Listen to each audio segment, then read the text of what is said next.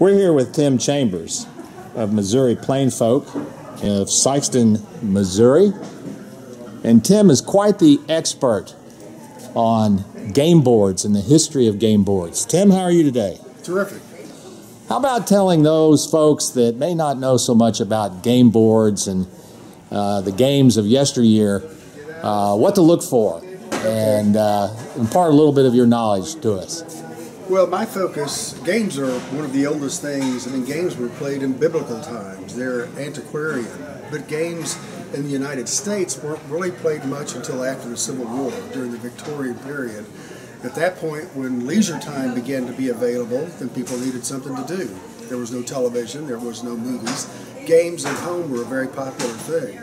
And the great thing about games is that they were easily made at home. And that's what we primarily focus on, are the game boards that were made by individuals purely for their own needs, for their children or for their spouse. I've had them that were Merry Christmas presents. I've had them that were Happy Birthday presents.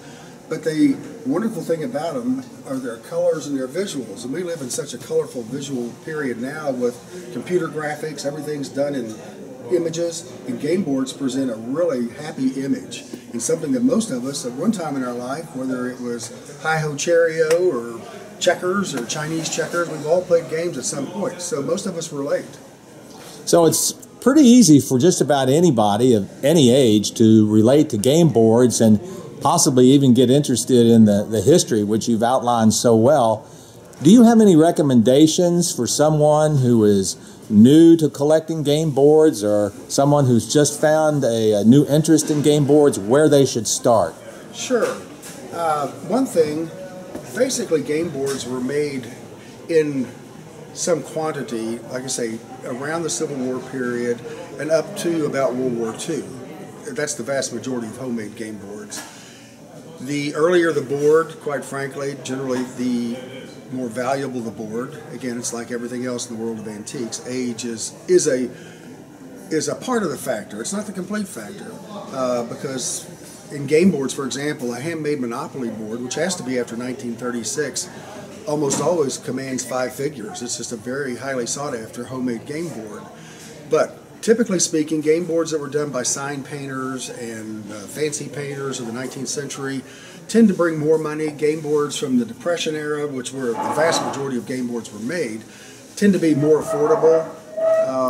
Virtually everybody grew up with a Chinese checkerboard in their house. It was just easy to do. You drew out a 6-pointed star, drilled some holes, and started playing.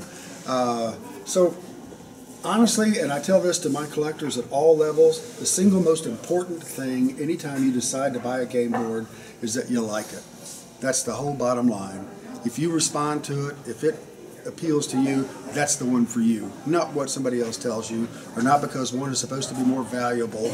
It all has to do with between you, it's your interaction and your response. Doesn't that also involve a decorative element in game boards? Oh, absolutely. In fact, it's color driven. Quite honestly, the more colors in a game board, typically the more zeros at the end of the price of the game board, so to speak. And game boards were done in any number of ways. Again, my focus is on painted game boards. Their game boards were also done in inlaid wood. They were painted on glass. They were done out of marble. But generally speaking, my customers and my focus is on what was done on wood. So these are basically modern art. And that's what it's their visuals that make them attractive. I mean, look at this. This is X's and squares. This is, points and lines. It's just very much of a geometrical sort of design that most of us can relate to.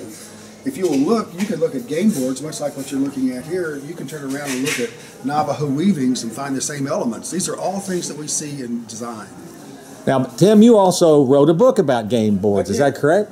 I had the privilege of building a collection back in the about 10 years ago for a fine man named Selby Shaver, who had a wonderful and strong appetite for game boards, and we amassed a very serious collection that's been shown in a few different places. This is the first new book on game boards in 20 years, and this is a full-color book with about 190 different game boards, just to give you an idea of the variety that's out there. They're like snowflakes. There's no two alike.